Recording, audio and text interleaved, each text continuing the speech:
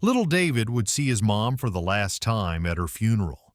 As heartbreaking as that was, everything had already been arranged. She was far too young to go, but when David went with his aunt to visit her, something unexpected happened. David said something odd, something he repeated more than once. Because of what he said, the funeral plans were suddenly called off. But what exactly did David say to his mom? And why was Rose so shaken by it? Before we dive in, can we hit 1,000 likes on this video? Go ahead and tap that like button, and don't forget to subscribe to the channel. Haley was a loving, hands-on mom to David. They were always together. She loved him so deeply, it almost hurt. Every morning, they'd head out for a walk. David's favorite part was swinging at the nearby park for what felt like forever. David's dad wasn't around. He had left Haley shortly before David was born. Every Wednesday, Haley would drop David off at her parents' house so she could take a little break. She never fully enjoyed the time alone because she missed him so much, but she also knew it was important. On those days, she'd go to the gym or hang out with her best friend, her sister, Rose. Rose was 4 years older than Haley and always looked out for her. Being the big sister, she was naturally protective.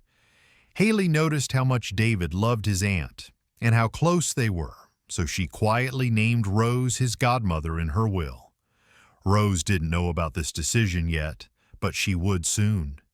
Haley's death was a shock. She passed far too early, and everyone around her was devastated.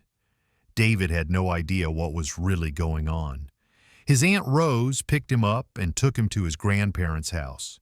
He couldn't understand why everyone looked so sad and kept asking about his mom. Rose did her best to stay cheerful around him, even though she was in pieces inside.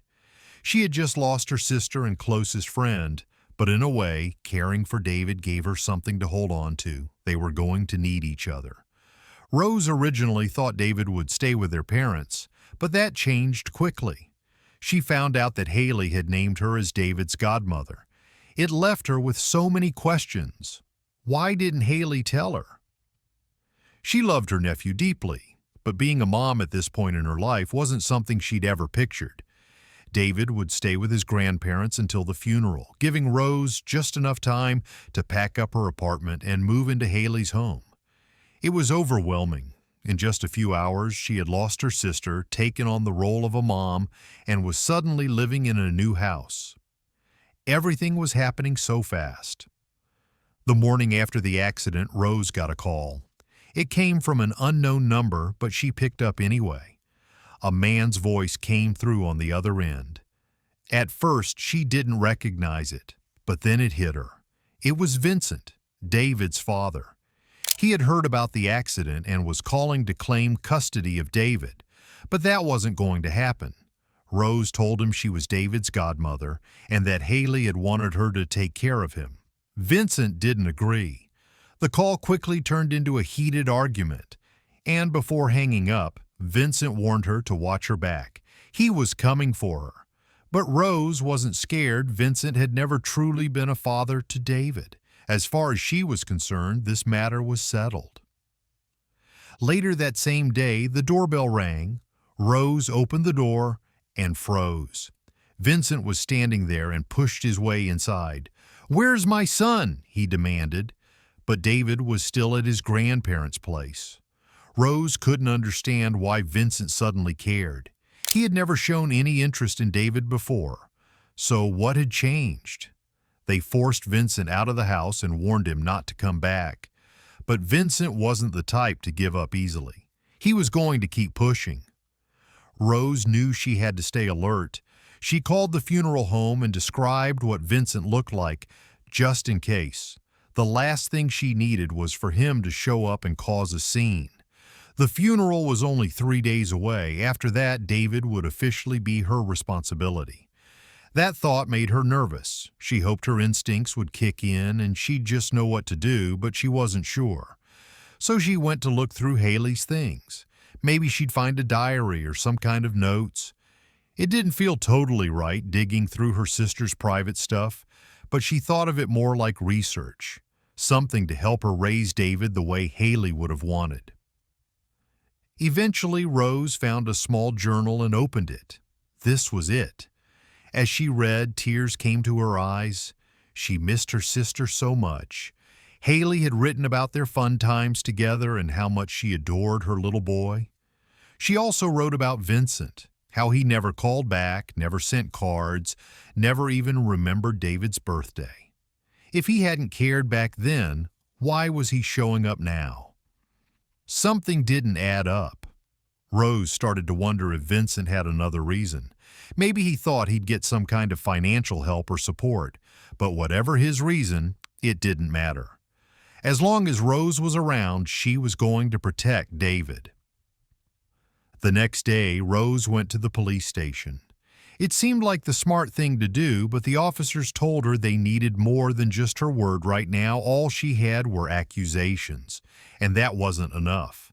But that didn't last long because when she got home, Vincent was already waiting on her doorstep. She let him inside. Calmly, she told him she'd gone to the police to report what he'd done. The moment she mentioned the word police, Vincent's face turned pale. Rose raised an eyebrow and asked him what that was about, but he didn't answer. He just stood up and walked out the door without saying a word. Rose could only hope that would be the last time she ever saw him. But then a police officer started digging into Vincent's background and found something troubling. It turned out Vincent owned a car matching the description of the one that hit Haley in that strange, sudden accident. So they came up with a plan. They figured Vincent might show up at the funeral, maybe out of guilt. If that happened, the police would be alerted right away.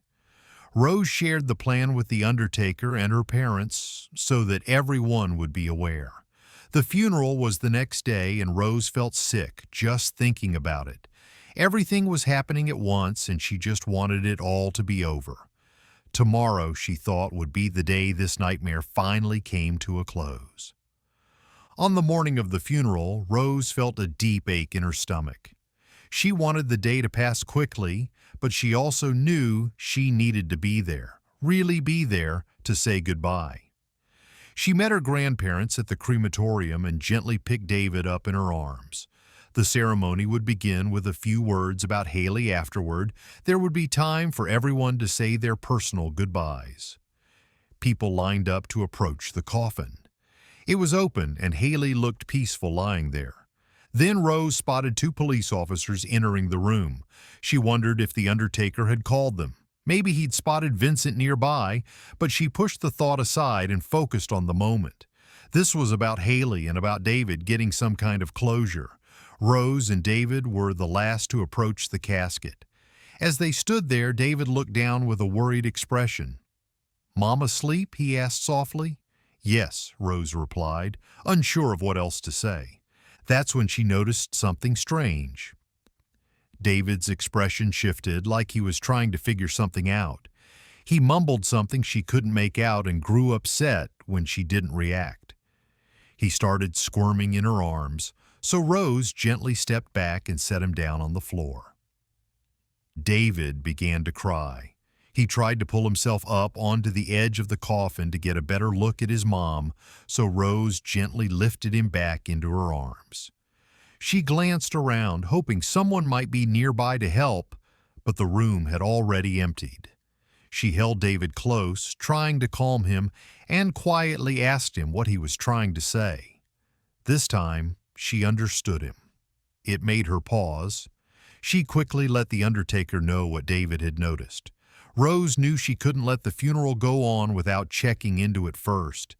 She promised David they'd figure it out, and all they could do now was wait. David settled down, and they stepped outside together. A little while later, the undertaker came out and let her know that everything was taken care of.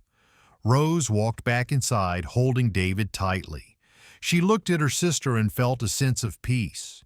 She hadn't expected David to catch something so small, but it meant so much. It showed just how deeply he loved his mom. What David had noticed was that Haley wasn't wearing her necklace, the one with his initials on it. Rose had given it to her the day he was born, and Haley had worn it every single day since after the accident. A paramedic had removed it, and it had been left at the hospital. Thankfully, someone was able to go and pick it up just in time. With that, the funeral could continue. And it turned out to be a beautiful ceremony. Haley was cremated, but a small memorial stone was placed on the wall so David would always have a place to visit. After the service, Rose stopped by her parents' house to grab a few of David's things. That's when she remembered Vincent. She hadn't seen him all day. Her parents told her that he had come, but the undertaker had spotted him right away and called the police.